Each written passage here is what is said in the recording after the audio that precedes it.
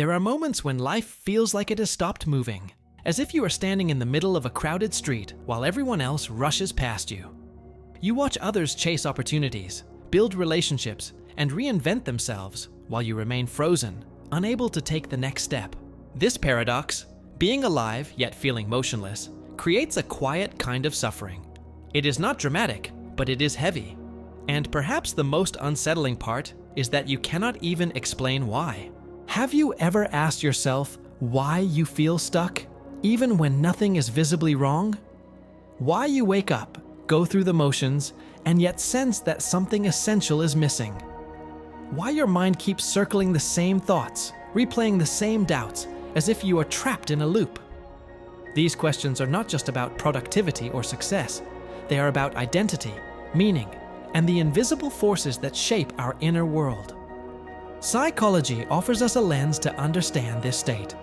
Feeling stuck is often the result of cognitive dissonance, the tension between what we believe we should be and what we actually experience. Leon Festinger's theory explains that when our actions and beliefs are misaligned, we experience discomfort. Imagine someone who values creativity but spends years in a rigid corporate role. On the surface, they are functioning, but internally, their identity is suffocated. The mind resists, creating a sense of paralysis. Another perspective comes from attachment theory. People with anxious attachment often feel stuck in relationships, unable to leave, yet unable to grow. They fear abandonment, so they cling. But the very act of clinging prevents progress. Consider Anna, who stays in a relationship that no longer nurtures her. She tells herself she cannot leave because she might end up alone. Her fear of loss locks her in place, even though her deeper self longs for freedom. The stuckness here is not about external barriers, but about emotional patterns rooted in childhood experiences. Personality psychology also sheds light. Those with high conscientiousness may feel trapped by their own standards.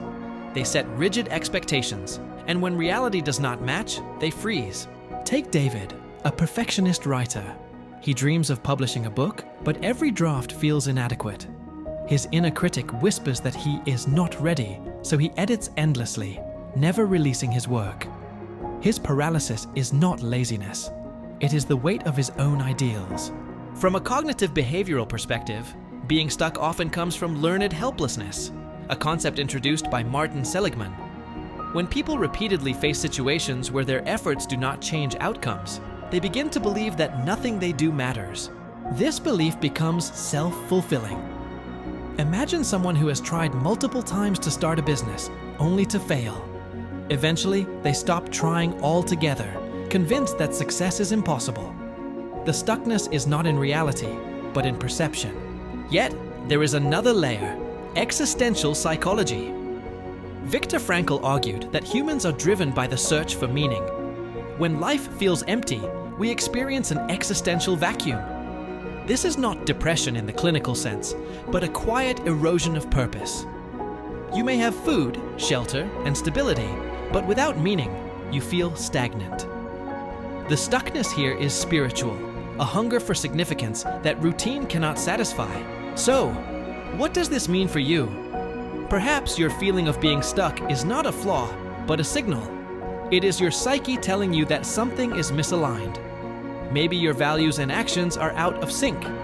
Maybe your attachment patterns are holding you back. Maybe your perfectionism has become a cage.